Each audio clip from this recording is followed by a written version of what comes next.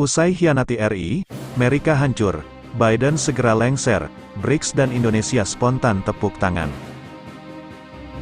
Kabar mengejutkan hadir terkait kemitraan RI dan Amerika Serikat, setelah dikabarkan sebelumnya bahwa secara mengejutkan Amerika Serikat mundur dari proyek strategis yang diusung oleh Presiden Jokowi, padahal Amerika Serikat sudah bersepakat untuk ikut serta dalam proyeknya.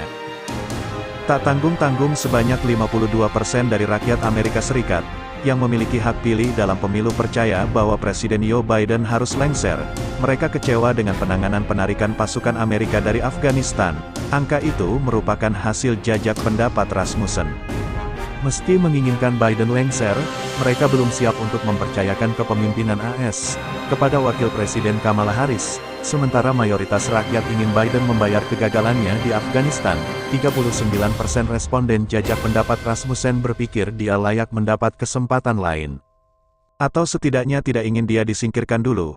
Jajak pendapat itu juga memberikan hasil yang mengejutkan karena hampir sepertiga atau 32%. Dari anggota Partai Demokrat setuju bahwa Biden harus mengundurkan diri. Partai Demokrat adalah partai pengusung Biden dalam pemilihan presiden lalu. Menurut hasil jajak pendapat yang dirilis Rabu waktu Amerika, 75% dari anggota Partai Republik merasakan hal yang sama. Setidaknya satu anggota militer telah secara vokal dan kontroversial menyatakan bahwa dia telah kehilangan kepercayaannya pada Panglima tertinggi Amerika. Tentara bernama Letnan Kolonel Stuart Skeller itu juga menuntut akuntabilitas dan kepemimpinan dari pemerintah, yang menurutnya tidak menunjukkan keduanya.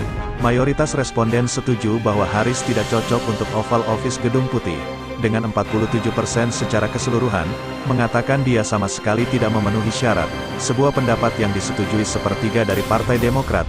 Angka-angka itu melanjutkan tren yang telah bertahan selama kepresidenan Biden sejauh ini, dengan satu jajak pendapat bulan lalu menemukan bahwa lebih dari setengah orang Amerika mengira dia melakukan pekerjaan yang buruk. Kementerian Energi dan Sumber Daya Mineral, ESDM, akhirnya membeberkan alasan utama mundurnya perusahaan petrokimia asal Amerika Serikat, Air Products and Chemicals Inc., dari proyek hilirisasi batu bara di Indonesia. Pele Direktur Jenderal Mineral dan Batubara Kementerian ESDM Idris Sihite mengungkapkan bahwa alasan mundurnya Air Products dari konsorsium hilirisasi batubara menjadi dimethyl ether, DME, maupun metanol di Indonesia adalah karena perusahaan tersebut akan fokus pada pengembangan blue hydrogen atau hidrogen biru. Sementara itu, Ketua Indonesian Mining dan Energy Forum, IMEF, Singgi Widakdo mengaku cukup terkejut dengan keputusan Air Products keluar dari proyek kerjasama hilirisasi batu bara di Indonesia.